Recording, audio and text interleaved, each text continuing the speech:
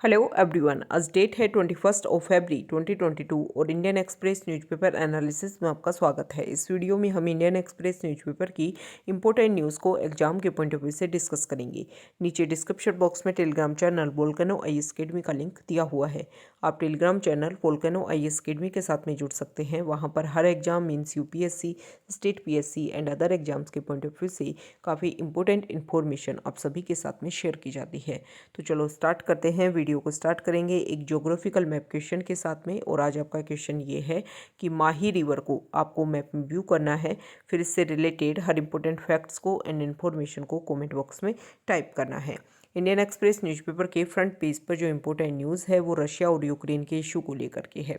आप सभी को पता है कि बॉर्डर एरियाज़ में कुछ बेसिक फाउंडेशन कन्फ्लिक्ट है, जैसे कि रशिया को ये लगता है कि आने वाले टाइम में, और इसका सीधे सीधे साइन देखने को मिल रहे हैं कि यूक्रेन जो है वो नाटो ऑर्गेनाइजेशन का मेंबर बन सकता है, और रशिया चाहता है कि नाटो ऑर्गेनाइजेशन जो है वो रशिया के रीजनल एरियाज़ में अपने एक्सपेंशन ना करे। इसको लेकर के कन्फ्लिक्ट रेगुलर देखने को मिल रहा है। यूक्रेन को सपोर्ट किया जा रहा है वेस्टर्न कंट्रीज़ के द्वारा, USA के द्वारा, नाटो ऑर्गेनाइजेशन के द्वारा और यूरोपियन कंट्रीज़ के द्वारा। यहाँ पर अगर हम देखें तो रशिया ने कुछ टाइम पहले, अगर हम इस तरीके से यहाँ देखने की कोशिश करें तो मान लो ये यूक्रेन वाला एरिया है और ये रशिया वाला एरिया है। तो यहाँ पर पहले बॉर्डर एरियाज़ में रशिया ने बहुत सारे अपने जो मिलिट्री ट्रूप्स हैं उनको डिप्लॉय कर रखा था, लेकिन कुछ टाइम पहले उनको पुल बैक कर लिया। तो ये लग रहा था कि ये जो वॉर जैसी सिचुएशन है उसको काउंटर कर लिया गया है। लेकिन अभी यहाँ पर इस एरिया में अगर हम देखें तो यहाँ पर बेलारूस कंट्री है, उसके साथ में मिल करके रशिया जो है वो यहाँ पर रीजनल एरिया में, बॉर्डर एरियाज़ में, यूक्रेन और बेलारूस के बॉर्डर एरियाज़ में कुछ मिलिट्री ड्रिल्स कर रहा है। तो यहाँ पर फिर से फियर एक तरीके से इंक्रीज़ हुआ है कि हो सकता है कि बेलारूस की लैंड का यूज़ करते हुए जो रशिया है वो यूक्रेन के ऊपर यहाँ से अटैक कर सकता है। तो इसको लेकर के इंडिया के जितने भी नेशनल्स वहाँ पर हैं उन सभी को एक तरीके से इंडिकेशन देने की कोशिश की जा रही है कि कुछ टाइम के लिए आप वहाँ से रिट्रीट कीजिए। हो सकता है वहाँ पर इस तरीके का कन्फ्लिक्ट देखने को मिले और फिर बाद में आपको इशू हो। नेक्स्ट इंपॉर्टेंट आर्टिकल की अगर हम बात करें तो आप सभी को पता है अभी प्रेजेंट टाइम में 5 स्टेट्स में जनरल इलेक्शन है, और जनरल इलेक्शन में कल अगर हम देखें 20 फरवरी को तो पंजाब की जो 117 सीट्स हैं उन सभी के लिए इलेक्शन हुए। इसके अलावा यूपी जो स्टेट में है उसमें थर्ड फेज़ के 59 सीट्स के लिए इलेक्शन हुए। यहाँ पर अगर हम देखें तो 2017 में पंजाब जो स्टेट है वहाँ पर 77%, लगभग 77% वहाँ पर वोट कास्ट किए गए थे, लेकिन प्रेजेंट टाइम में यहाँ पर 65% तक ही वोटिंग कास्ट हुआ। तो इसके बेसिस पर अगर हम देखें तो 12% का यहाँ पर डिक्रीज़ देखने को मिला है वोट कास्ट में। नेक्स्ट इम्पोर्टेंट आर्टिकल यहाँ देखिए, यहाँ पर जो आर्टिकल है वो सिमलीपाल रिजर्व को लेकर के है। ये सिमलीपाल जो रिजर्व है, आपका क्वेश्चन ये है कि सिमलीपाल रिजर्व कहाँ है, ये आपको कमेंट बॉक्स में बताना है। पहले आप उसको मैप में व्यू करोगे और फिर इसकी जो लोकेशन है वो आप कमेंट बॉक्स में बताओगे। तो सिमलीपाल रिजर्व्स के जो भी विलेजर्स हैं उनको चौकन्ना करने के लिए कुछ यहाँ पर सेल्फ हेल्प ग्रुप्स जो हैं वो वर्क कर रहे हैं।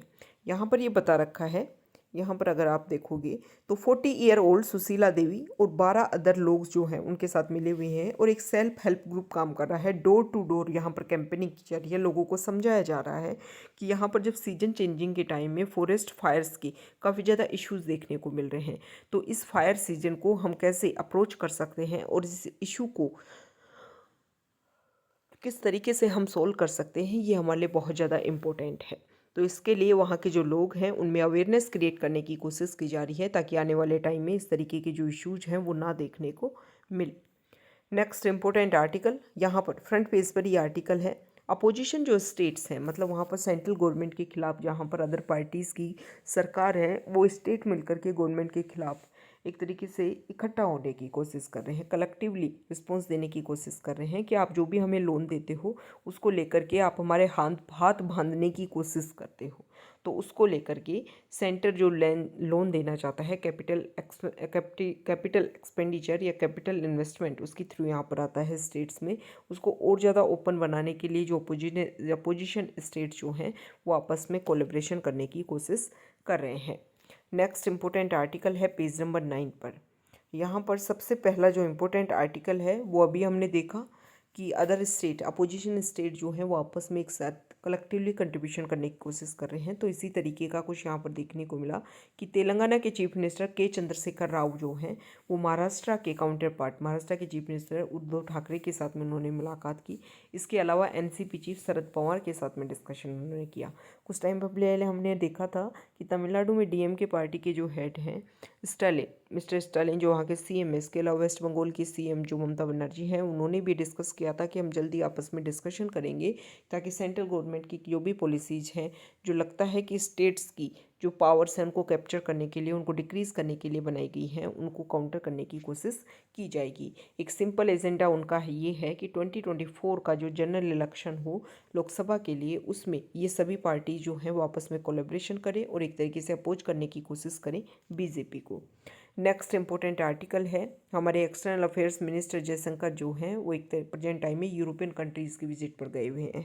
वहाँ पर कुछ डिस्कशन चल रहा है। उस डिस्कशन में कुछ इंपॉर्टेंट बातें हुई, जैसे कि पूछा गया कि इंडिया और चाइना के रिलेशन कैसे हैं। तो हमारे एक्सटर्नल अफेयर्स मिनिस्टर ने बोला कि 2020 से अगर हम देखें तो रेगुलर क्लैश देखने को मिल रहा है। ओके, इसके अलावा अगर हम डिस्कस करें तो उसी टाइम बांग्लादेश के फॉरेन मिनिस्टर भी वहाँ पर प्रेजेंट थे। उन्होंने एक क्वेश्चन किया कि अगर सबसे पहले तो उन्होंने ये बोला कि प्रेजेंट टाइम में जो अदर कंट्रीज़ हैं वो इकोनॉमी बेसिस पर अपना एक्सपेंशन कर रही हैं और अदर कंट्रीज़ को अपने अंडर कर रही हैं।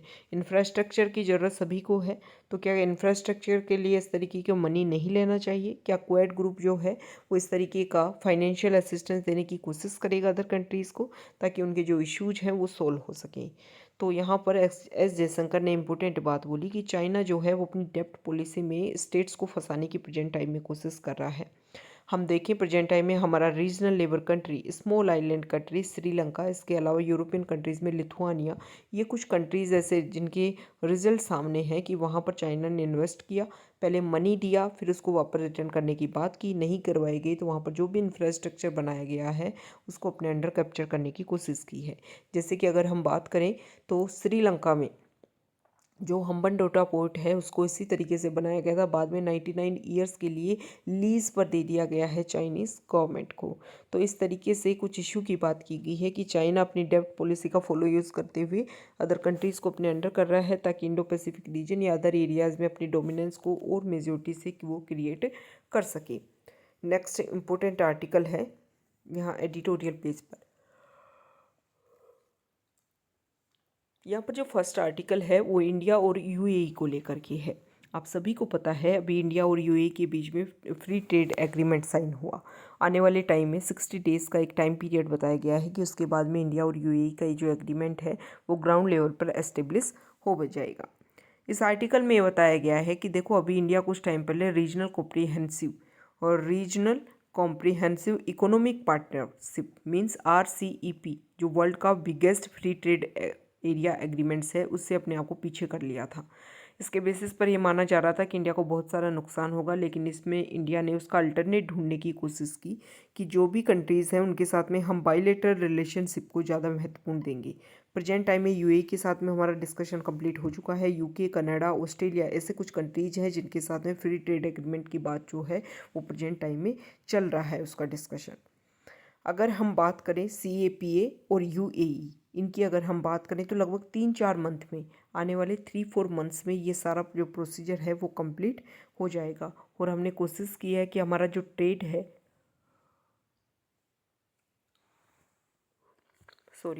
इंडिया और यूएई के बीच में जो हमारा ट्रेड है प्रेजेंट टाइम में उसको हम और ज़्यादा इंक्रीज़ करने की कोशिश करेंगे। यहाँ पर अगर हम बात करें तो इसमें इस आर्टिकल में ये बोला गया है कि ये जो चीज़ें हैं जो अभी हमने ट्रेड एग्रीमेंट साइन किया इससे इंडिया का जो फार्मास्यूटिकल इंडस्ट्री है उसको बेनिफिट होगा, MSME जो सेक्टर है उसको काफ़ी ज़्यादा बेनिफिट होगा।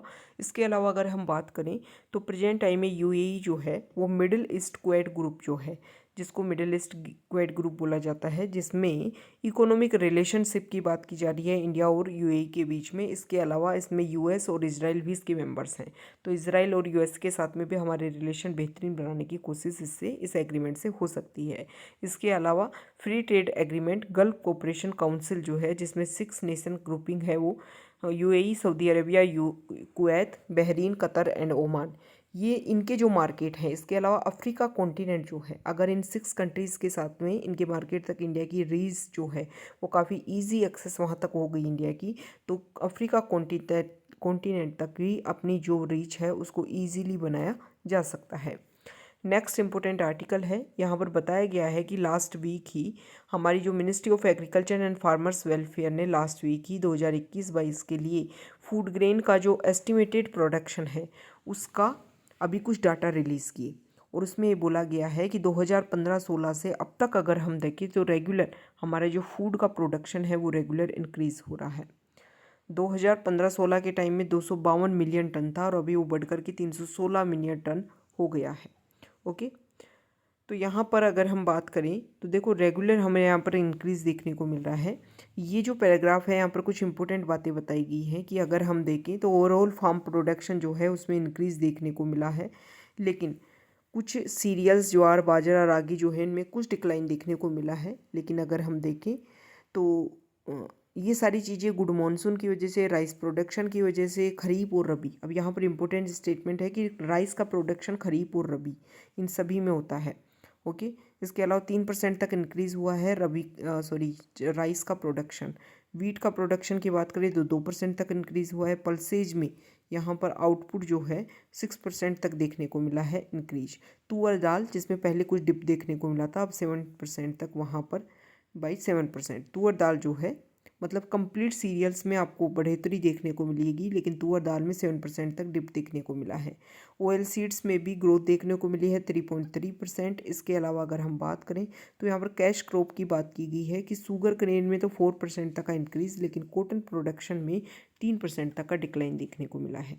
अब यहाँ पर ये बात की गई है कि मान लो किसी भी चीज़ का प्रोडक्शन हमारे यहाँ पर कम हो रहा है, और अगर आपने कोशिश की कि जो कॉटन का जो एक तरीके से सेल हो रही है वो प्रेजेंट टाइम में हाई लेवल पर हो रही है, तो हमारे जो भी फैब्रिक मैन्युफैक्चरिंग यूनिट्स हैं उनको अगर हमें हाई लेवल पर कॉटन मिलेगा तो एक तरीके से जो लोगों को क्लोथ है वो भी हाई लेवल पर मिलेगा, और जो इन्फ्लेशन है वो टाइम के साथ में इनका कोडिंग होगी। तो गवर्नमेंट को यही करना है कि हमारा प्रोडक्शन इंक्रीज़ हो रहा है, उसके साथ में हर सेक्टर को इंसेंटिव देने की गवर्नमेंट कोशिश करे कि जहाँ पर भी हाई प्राइस देखने को मिल रही है उनको कंसोलिडेट करने की, उनको शांत करने की, पीस करने की कोशिश जो गवर्नमेंट करे। इसके अलावा अगर हम देखें तो इसके अलावा जो फार्मर्स जो हैं उनकी भी जो वैल्यूएशन करना गवर्नमेंट की एक इम्पोर्टेंट रिस्पॉन्सिबिलिटी है कि उनकी वैल्यूएशन क्या करना है, उनको किस तरीके से उनके जो इश्यूज हैं उनको सॉल्व करना है, और उनकी इनकम डबल करने का जो हमने एक सपना संजोया था उसके अकॉर्डिंग भी हमें काम करने की ज़रूरत है। नेक्स्ट इम्पोर्टेंट आर्टिकल की अगर हम बात करें तो यहाँ पर जो आर्टिकल है वो रिलेटेड है एक्सप्लेन पेज पर। यहाँ पर सबसे पहले तो 1962 का जो रिविजनिज्म है उसको यहाँ पर किया गया है। इस आर्टिकल में अभी कुछ टाइम पहले चाइना का एक वेबसाइट होगी, वहाँ पर कुछ स्टोरी लिखी गई कि 1962 में जो हमने अटैक किया था इंडिया के ऊपर, वो अटैक था काउंटर अटैक, मतलब हमने अपने आप को बचाने के लिए चाइना के ऊपर अटैक किया था। इसकी कहानी ये आती है कि उस टाइम हमारे प्राइम मिनिस्टर थे, वो रेगुलर कहीं ना कहीं की विजिट पर बने हुए थे। तो एक बार जब वो श्रीलंका की विजिट पर जा रहे थे तब उनसे क्वेश्चन पूछा गया, तो उन्होंने बोला कि हमारी मिलिट्री को हमने रूल किया है और वो जल्दी जो भी चाइना ने हमारे एरियाज़ को कैप्चर किया है उनको हम जल्दी छुड़ाने की कोशिश करेंगे। तो इससे चाइना को ये लगता है कि इंडिया जो है वो हमारे ऊपर अटैक करने वाला है, और इसीलिए उन्होंने काउंटर अटैक का नाम लेते हुए ये 1962 में अटैक कर दिया था। अब यहाँ पर फ्रंट पेज पर हमने देखा था कि 5 स्टेट में जनरल इलेक्शन के दौरान, यूपी में चुनाव प्रचार के दौरान हमारे प्राइम मिनिस्टर ने एक इम्पोर्टेंट बात बोली कि सपा जो है उनका इलेक्शन साइन जो है आप सभी को पता है साइकिल है, और उन्होंने बताया कि कुछ टाइम पहले हमारे यहाँ पर काफ़ी ज़्यादा साइकिल ब्लास्ट होते थे, साइकिल से अटैक होते थे। तो एक तरीके से रिलेट किया है, तो एक न्यूज़ में बना दिया है कि साइकिल का जो टेररिज्म है वो कब से कब तक था और किस तरीके से वर्क करता था। तो ये तो इशू है जिसकी वजह से बाइसिकल्स इन बॉम्बिंग्स जो है। अब यहाँ पर 2006 से 2013 तक की बात बताई गई है कि कैसे कैसे मालेगांव अटैक हुआ। इसके बाद में अगर हम देखें तो अदर एरियाज़ में जैसे कि 2007 में जो है वाराणसी में अटैक होता है, लखनऊ फैजाबाद में अटैक होता है।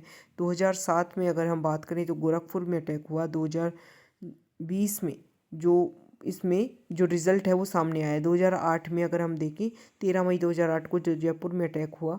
इसके बाद में 26 जुलाई 2008 को बात करें अहमदाबाद में अटैक हुआ, जिसमें अभी रिजल्ट सुनाया गया है। उन सभी में बाइसिकल का यूज़ किया गया था।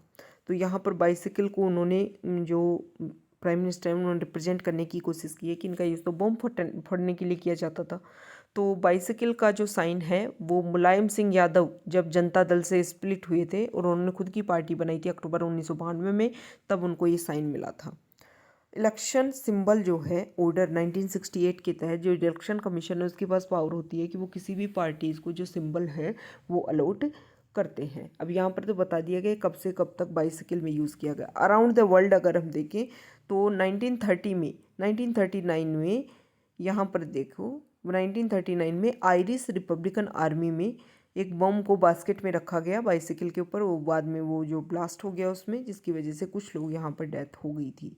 यहाँ पर अगर हम देखें 70, 80, 90s में यूके, जर्मनी और अदर 21st सेंचुरी में India, Pakistan, Sri Lanka, Afghanistan, Iraq, Russia, इन सभी कंट्रीज़ में बाइसिकल बॉम्ब्स अटैक देखने को मिले हैं।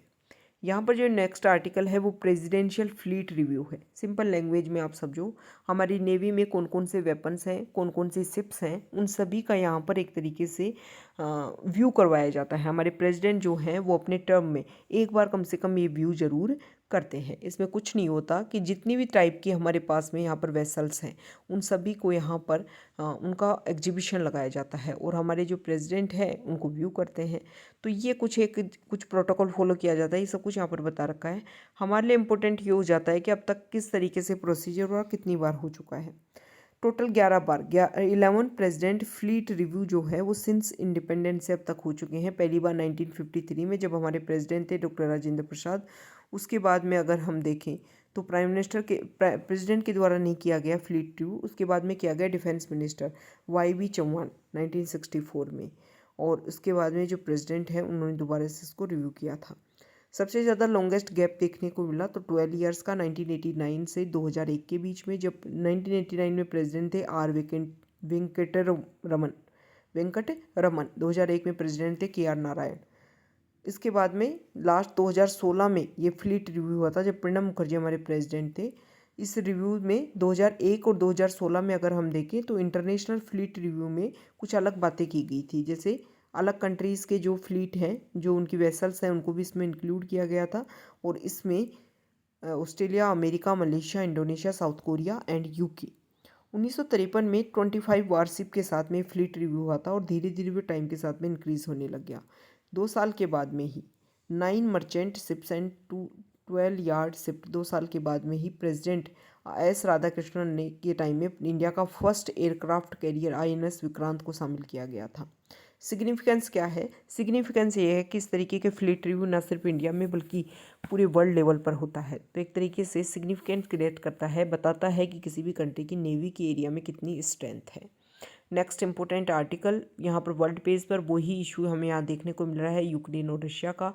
इकोनॉमी पेज पर अगर हम देखें तो चिप मैन्युफैक्चरिंग की तरफ हर कंट्री जो है आगे बढ़ रही है, तो इसको लेकर के ये बोला गया है कि यहाँ इंडिया में कुछ इशू हैं, जिससे कि एक तो हमें कैपिटल इन्वेस्टमेंट जो है, कैपिटल एक्सपेंडिचर जो है बहुत ज़्यादा चाहिए, दूसरी पॉलिटिकल विल भी होनी चाहिए। इस आर्टिकल में ये बताया गया है कि मैन्युफैक्चरिंग प्रोडक्शन में अगर आपको घुसना है तो बहुत ज़्यादा टफ है, क्योंकि प्रेजेंट टाइम में अगर हम देखें तो 200 के लगभग हमारे ग्लोबली लेवल पर कंट्रीज़ हैं, लेकिन उनमें से बहुत कम कंट्रीज़ में इस तरीके का प्रोडक्शन किया जाता है। तो ये आज का हमारा इंडियन एक्सप्रेस न्यूज़पेपर का डिस्कशन था। अगर आप यहाँ तक आए हैं, वीडियो आपको अच्छा लगा है तो प्लीज़ वीडियो को लाइक कीजिए, शेयर कीजिए और चैनल को सब्सक्राइब कीजिए। Okay, thank you.